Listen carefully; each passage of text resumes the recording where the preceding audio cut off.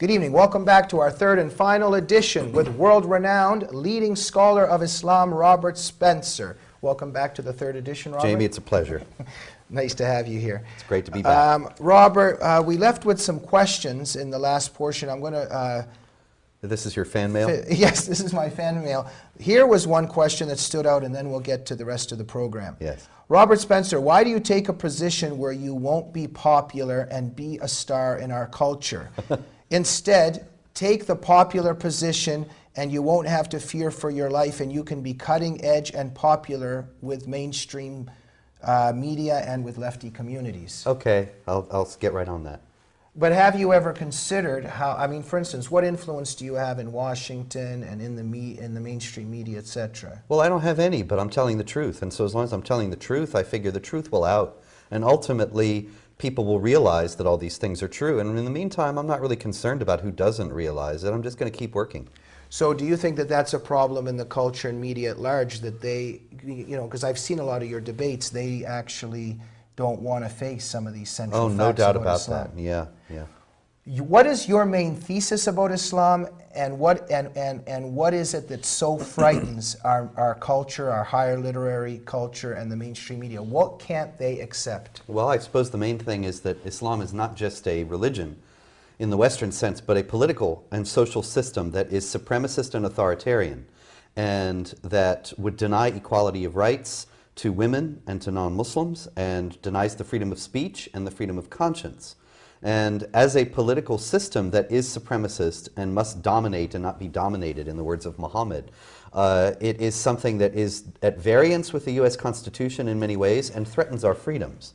And people don't want to face this because, well, we've all been taught that religions, any religion, all religions are benign and good things that people ought to have and ought to be something that it's just racist or bigoted or just mean to speak anything Robert, critical about. There does seem to be a certain phenomenon, because I noticed that if I ever, like, let's say there's an honor killing or female genital mutilation, or we hear of a terrible crime, or whatever, or let's say what's happening to Rifka Berry, etc., that when you mention these horrible things that are being perpetrated by Muslims inspired by Islamic theology, right away the answer is, oh, but not all Muslims are like that, and yes. and this is not Islam, this is just a few extremists or a few individuals. Instead of compassion for the victims, there seems to be instead an emphasis on silencing the person raising the issue. Oh yes, absolutely, you're absolutely right. And how do we fight against this? I mean, overall, this is the left, right? The left is suffocating our ability to point to the victims of adversarial culture. Well, you know, United in Hate, which is a great book, shows that the leftists and the Islamic supremacists share a totalitarian impulse, and an impulse to silence their critics, silence their opponents, rather than engage in rational debate on a level playing field.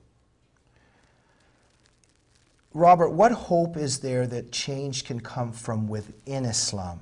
For instance, we've got a few of the teachings. There shall be no compulsion in religion. Mm-hmm. There's that, you know, people often point to that. That's yes. in Islamic theology. We have that if you kill an innocent person, it's like killing all of mankind. So there's something to work with. I don't think so. Sorry. Okay, look, just I think we have to be just realistic. a second. Just a sec. So, as you have taught, as you have taught, there's 4 Islamic schools. There's 4 schools of Islamic jurisprudence. In Sunni Islam, yeah. And there's no such thing as a school that teaches peaceful That's right. Islam. But what power can reformers? What power do reformers have to change that? Well, the problem here is you quoted a couple Quran verses, and when you're talking about 2:256, there's no compulsion in religion. It's really it's something that's not understood in the way that we would like it to be as Westerners by Islamic scholars. It's generally something that is understood as meaning that you don't force somebody to convert, which sounds great, but then when you see the deprivations of dimitude and all the ways in which Jews and Christians in the Islamic State are deprived of basic rights, they don't think of that as compulsion, but they make life so hard for them that they end up converting anyway. And you talk about no innocent people should be killed, and the problem is that also in Islamic theology, no non-Muslims are innocent. And so these things are not really avenues for reform. I think if there's going to be any reform, and I'm not holding out hope for it, it would have to be a rejection of literalism in terms of the Quran in general, and a kind of spiritualized and non-literalistic form like Unitarian Christianity developed. But I don't think that's likely to happen. Okay, now do you think that this is what is actually so scary for so many people, that they cannot accept the things that you're saying because the alternatives, excuse me, because the reality is just too frightening? Yeah, I couldn't agree more. I remember I was debating a professor who wrote a biography of Muhammad, and of course I wrote a biography of Muhammad, and we were debating a few years back at a conference in Las Vegas, and he got up, and after I made my opening statement, and he said, if what Mr. Spencer is saying is true, it's very disheartening. And as if that meant it must not be true. Well, I'm sorry to be the bringer of bad news, but the reality is that we can't solve this problem until we look at it realistically. And if we look at it realistically, therefore, there has to be an honest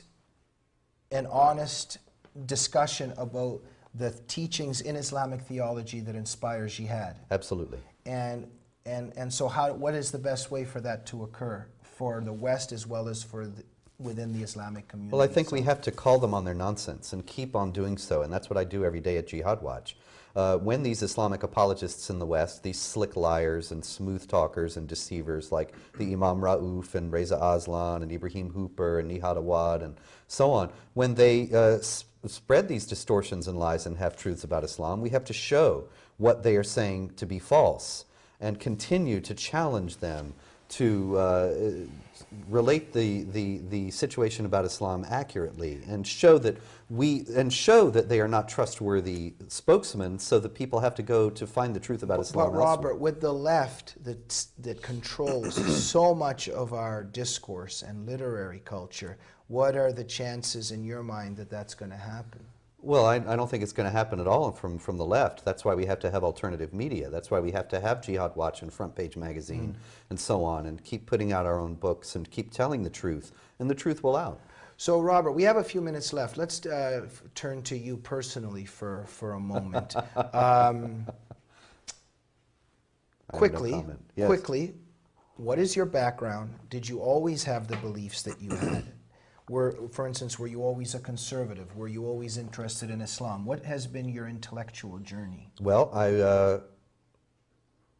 I was not always a conservative. I was very far left in college. I worked at the Revolution Books, the bookstore of the Revolutionary Communist Party.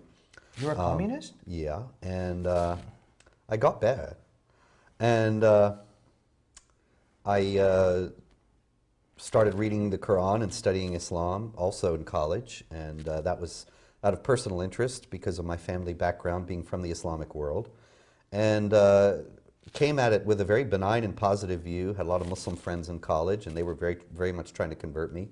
And so I thought that I would read this rather in the spirit of gaining spiritual wisdom. You know, I was reading the Bhagavad Gita and reading various other scriptures from around the world, and read the Quran, and found it to be very different and much more interesting to me personally than the others. So that very early on I began to see, well, there are these elements in Islam that teach this warfare. How did the second thoughts come? That just from reading the book, that these things were being taught in the Quran, and then I would see at that time the hostage taking in Iran and the Islamic rhetoric coming from the Ayatollah Khomeini, and I saw right away, even at that time, that in the early days of the Islamic Republic, what they were doing and saying matched with what I was learning about Islam. I see. And so they weren't twisting or hijacking Islam when they were Right. setting up the Islamic Republic. Robert, in a lot of ways, you are a voice crying out in the wilderness. The mainstream media overall suffocates you or ignores you, the higher literary culture, etc.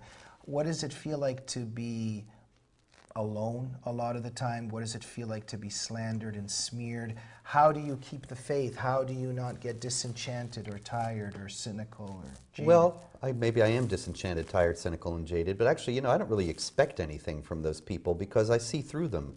I know that what they're saying is false, and so I know that the higher literary culture and the mainstream media and so on is corrupt and bought and paid for and is sold to these interests that are teaching them, want these other things out that are false. And so I don't have anything but contempt for the New York Times or something like that, and most mainstream media reporters. And so it's not as if I expect anything from them. Is there a spiritual toll that's taken on you in this battle? Just this feeling of being alone and a lot of the smears against you? How Well, do you know, I prevail? don't sit around brooding, but I think that, yeah, this is a tough fight, and certainly it's important to marshal one's own spiritual resources in order to maintain an equilibrium.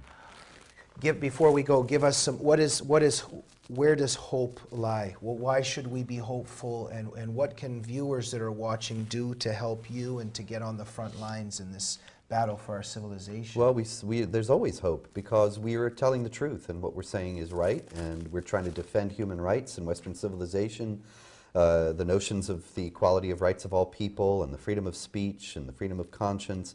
These things are worth defending, and I think that ultimately the human spirit will demand that they be defended, and that we will ultimately prevail. And in the meantime, of course, all kinds of support is welcome. Certainly donations are gratefully accepted. There are a lot of initiatives that we would like to undertake if we had the funding.